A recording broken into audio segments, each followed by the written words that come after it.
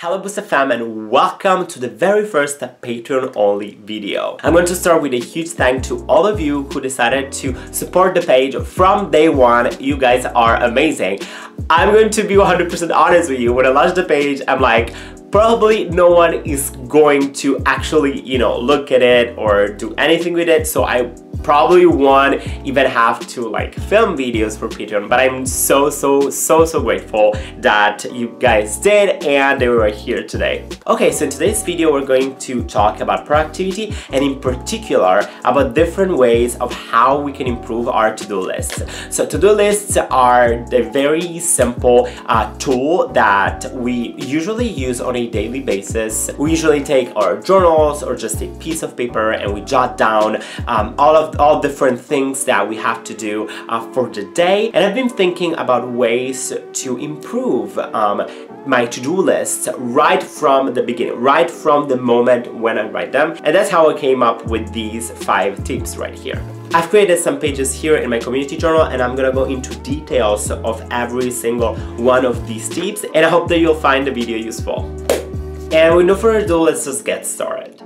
So I've written down different sections for each one of these 5 tips, and I'm going to go over all of this material with you. And after that, I'm going to show you the to-do list for today so that we can see how I applied all of these 5 tips into a real to-do list. The very first step to improve your to-do lists is to categorize them. So usually when we write down a to-do list, we jot down a bunch of stuff that we want to get done. And it's usually in a random order. We don't really care about what we're writing down. We just write down pieces of things that we need to do that day. Now, this way of just jotting down stuff without thinking exactly what the category is kind of messy. Let's be honest. Now, when we write down this list of stuff, we never actually think about the area of our life that this belongs to. I drew down here a small box to represent this idea of categories, so our life can easily be divided into different categories, and each category requires for us to do certain things. So when we write our to-do lists, unconsciously what we're doing is that we're writing down tasks that belong to certain areas of our life. So here, for example, we have family, you have work, hobbies, social media, house. I'm gonna give you a quick example. For example, family would be to bring a certain member of the family to the doctor or to do something for a certain member of our family. For the category work, that would be, for example,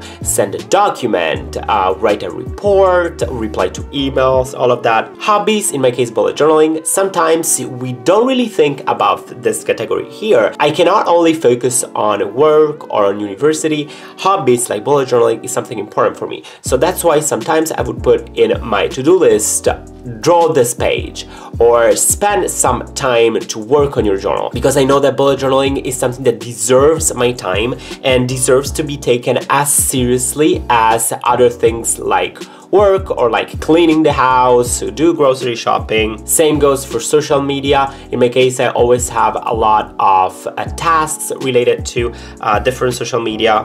In house, it would be cleaning, would be grocery shopping, would be cleaning up mess. So whenever you write a to-do list, and in particular an entry for your to-do list, think about where each entry belongs to.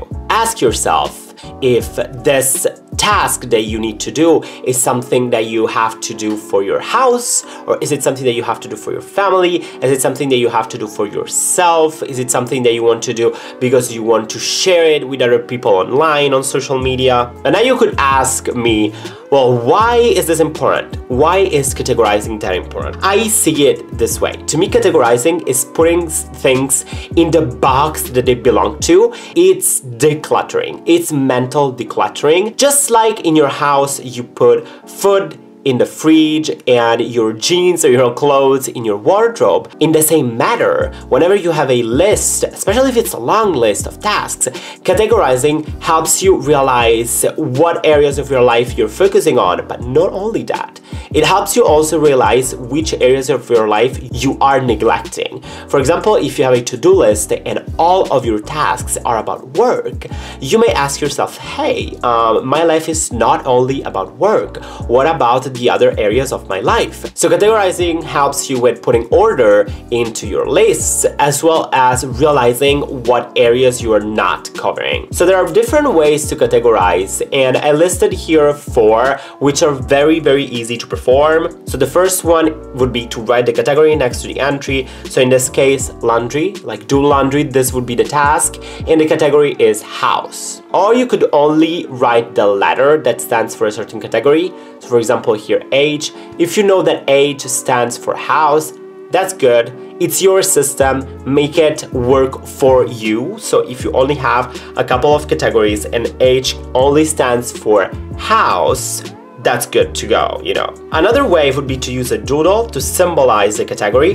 which is the one that I'm actually using. So here we have the same task, laundry, and the small little house here is what I use for my house. Another way would be to use a highlighter. This is a very good idea too. If you have a couple of highlighters with you, you could have different colors and you can visually see at a glance what areas you're focusing on. In the following pages, I'm going to use highlighters to categorize my entries. The second way to improve your to-do list is to consider time. I know it may sound obvious, but do we actually think about the time that we need to accomplish a certain task when we do our to-do lists? I personally didn't.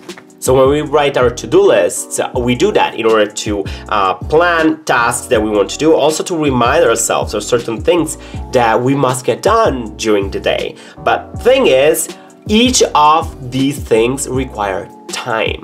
And if certain tasks take a lot of time, that's gonna have a huge impact on our plan. So as you can see here, the duration of a given action has a lot of impact on the way we plan. Let's say you have a list of things to do for the day. If there is a task that takes 2-3 hours to do, and you only have, let's say, 3 hours of free time in your day, then you won't really be able to do a lot of things if you do the 2-hour task. Putting time into the equation helps us realize how many things we can actually do, and it can help us a lot to reduce stress, because sometimes we have a huge to-do list and it's very stressful to look at it and feel like we're not accomplishing anything, while most of the time what's happening is that even though we are working, we put way too many time-consuming tasks, and we wouldn't be able to actually accomplish all of the tasks because we only have 24 hours in a day. So immediately after writing down an entry,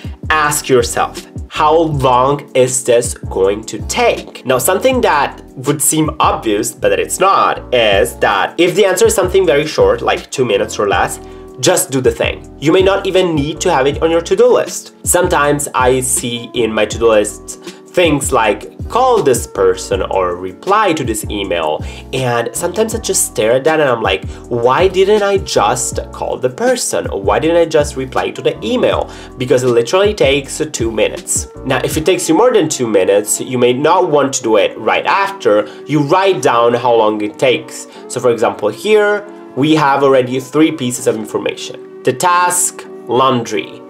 The highlighter here, the purple, the category, so house, and here the time, 1 hour, meaning that it'll take us approximately 1 hour to get this task done. Now, after considering time, something that we can also consider is space. So the third way that you can improve your to-do list is to think about where you have to be in order to accomplish a certain task. Okay, this is gonna sound super deep, but whenever we do something, we physically are somewhere. It may seem obvious, but certain tasks on our to-do list require us to be in a specific place or not. So for example, if I have to clean my house, I have to be at home, or if I have to return a book to the library, I have to physically go to the library.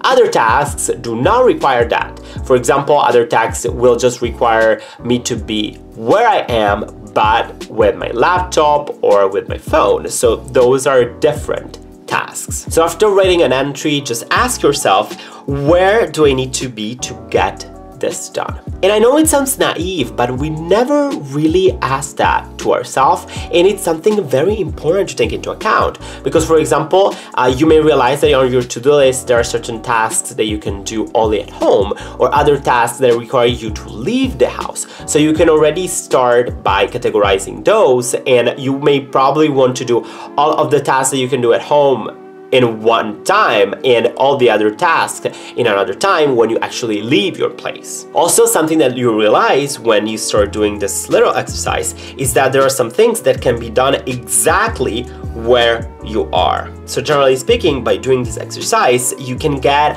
an idea of what you need to or can do where. Meaning that there are things that you need to do or that you can do only at a given place, and that can help you decide which tasks can be done maybe one after the other, which ones you should do in the morning, which ones you should do in the afternoon, according to your schedule. I'm giving you 2 examples here. So the first one, we have 4 pieces of information, right? We have laundry, which is our task, purple, the category, 1 hour is the time, and laundry place is the place that I have to be at because I don't have a washing machine at home. So whenever I do the laundry, I actually have to physically leave my place, and that's something that I have to take into consideration. Here we have a different task, is send documents. I chose this color for work-related tasks. I know that it would take me about 10 minutes, and here I put laptop, which isn't per se a physical place. But what I mean by laptop is that I can do this task here, but with my laptop. In this case, in the here case, I replace the place with a certain object that I need to accomplish that task. So I'm giving you here a possible list of places that could be home, your office, school or university, but it could be here on your phone or here on your laptop. So after taking into account the category, the time, and the space, something that we should take into account is the eventual subtasks. Sometimes we write tasks down, but we never really get to do them, and that's probably because it wasn't clear enough to us what we had to do. And usually, if it's not clear enough, we won't do it. So sometimes we do write down tasks that don't necessarily represent a clear, unique idea of what we have in mind of the work that we have to do. And in that case, we end up procrastinating, not actually getting things off our to-do list. The trick here is to write actionable tasks. And actionable tasks are tasks that you can see yourself doing. I'm gonna give you a very clear example. If one of your tasks is write a book, you will never do it. Because writing a book is not one task, it is not actionable. You can't just sit down and write an entire book. So that task will constantly stay on your list because it wasn't actionable. Now, when you realize that some of your tasks are not actionable, you can do 2 things. You can either discard them because they're probably not tasks, they're more like projects, or you can divide them into subtasks that are actionable. So if you divide a non-actionable task into actionable subtasks, everything gets easier. And in order to know whether something is actionable, as I said, it's very easy. You just make sure that each subtask represents something that you see yourself doing. I'm gonna give you here a nice little example. I'm going to cover the down part so that we can focus only on the top. Let's say you have a to-do list and your task is clean house. So here we have 3 pieces of information. We have clean house, which is our task. The purple is our category, so house. And the house here is where we would do it, which is the place. Now, as you can see, there is an information missing, which is the time. And the information is missing on purpose because if I write down something like clean your house, I have no idea how long it would take me because I don't have a clear idea of what I have to do. So whenever you write a task down and you can't easily figure out how long it'll take, you may probably need to think about subtasks related to that. Let's have a look at this now. I divided my main task into subtasks, and each subtask is very clear. I have to mop the floor, clean the dishes, and to iron my clothes. And I know that each of these tasks require 30 or 20 minutes. So by subtasking, what I did is that I clarified exactly what I meant with cleaning house, and also I'm now able to have a time estimation of my original task. So cleaning the house would take me around 1 hour. So as I showed down here, a quick little tip that you can apply is to divide your main task into subtasks and evaluate the time for each subtask, especially when you're having a hard time of finding out how long a certain task will take. Now at this time, we're pretty good to go. We know the category of our tasks, the time, the place. We have thought about subtasks in order to make our tasks actionable, but now we have to prioritize. Prioritizing is all about knowing what to do first. If you've already done some prioritizing, you know that there are usually two main things that you have to take into account, which is urgency and importance. When you think about urgency, time plays a big role. Usually an urgent task is a task that has to be done now. It has to be done as soon as possible. Importance, on the other hand, is more related on the impact that a certain task is going to have on our recent future if we don't do it. It's good to take into account that usually important tasks turn into urgent tasks at some point if we don't get them done. In order to take into consideration those two aspects, you can ask yourself these two questions. Is this task urgent, or do I have to do it today, or do I have to do it this week? As for the other aspect,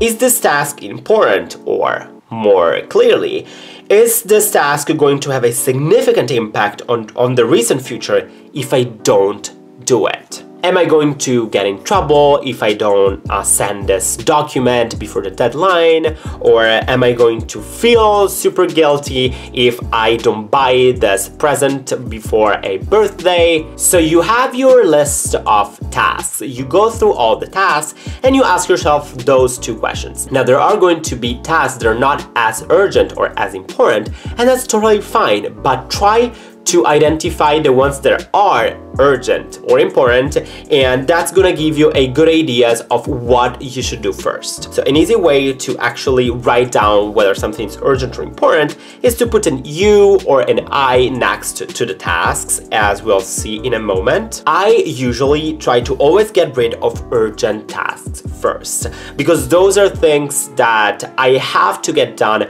today, and I don't want to keep on, having them. And I know that if I don't do my urgent tasks first, then I'll start being stressed out, because an urgent task keeps on being more and more urgent to the point where I cannot focus on anything else, and I just have to get the freaking urgent thing done. Also, as I said, important tasks eventually turn into urgent, so that's why whenever I'm done with my urgent tasks, I move immediately to my important ones. Also, if you find a task that is urgent and important, just do it. That's your first priority on your to-do list. Now, once you are done putting urgent and important to your tasks, a good thing to do is to identify at least your top 3 tasks that you must get done during that day. And then, taking into account all of the information that we've seen, kind of move from there. In order to give you a better example of all of these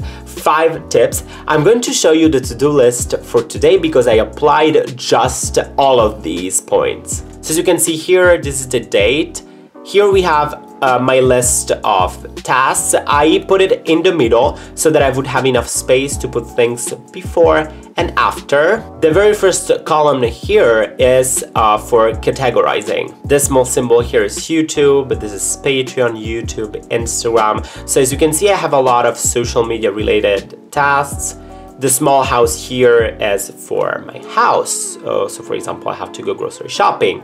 The small little man here is shave, which is something that you have to take into account as well. The little hand here is for volunteering, because I have to do some volunteering on a weekly basis. So the first column is the first point that we covered. On the other side, I have a combination of my time and space, and I really like to put them in brackets. It helps me have a clear idea of time and space, and they're often correlated, so that's a good way to go. For example, I see very clearly there are tasks that require me to be physically at home.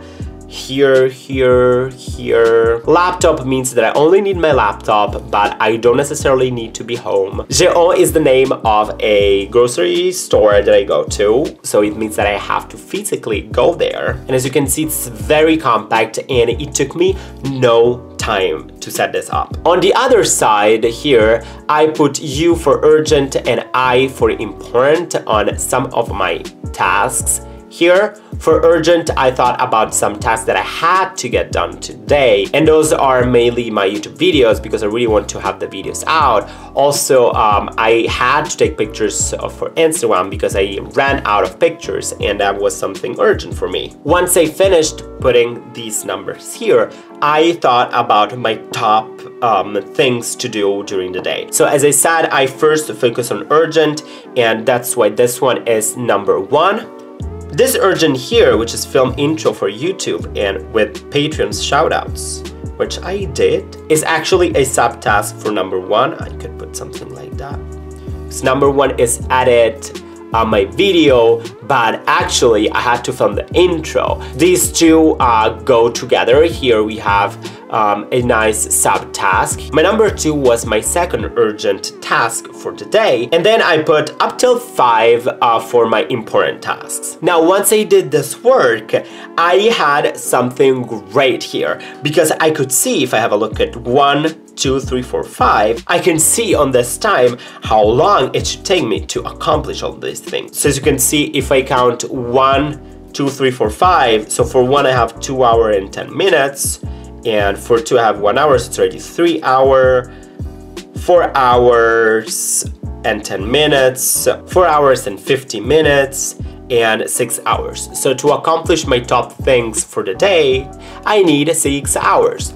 6 hours I can do 4 hours in the morning and 2 hours in the afternoon, or 3 hours in the morning, 3 hours in the afternoon, since it's Friday. And I did this work this morning while sipping tea. And it only took me, I'd say, maybe 5 to 10 more minutes than usual, but it was so worth it because it gave me a clear idea of everything that I had to do today. Also, something that I have to highlight here is that this morning I only put tasks up till here. So I only had social media tasks, and the fact of putting the category, I realized that I was only going to focus on my social media, which is something that is not good. And I actually realized that I had to do some volunteering, and which is something important. So the fact of categorizing did have a big impact on the to-do list for the day and overall on what I'm going to do today. So to sum up real quick for one last time,